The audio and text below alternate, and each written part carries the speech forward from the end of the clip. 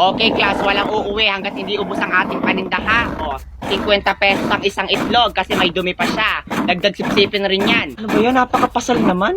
Third stage, narinig ko yon. Abay, buti naman ma'am at nang mahiya-hiya ka man lang. Aba, nagreklamo ka? Hindi ma'am, nag-enjoy pa nga ako eh. Gustong gusto ko nga pakyawin yung mukha mo eh. Ikaw hindi ka makakawi hanggat hindi ka nakakabili ng tigis 50 itlog dito. Kailangan sipsipin mo rin. Grabe siya, napakapasal talaga. Hindi mo man lang ba ma'am naiisip na baka may pinag-iipunan yung mga kaklase ko? Wala akong pakialam. Saka ikaw napakawala mo ugali ah.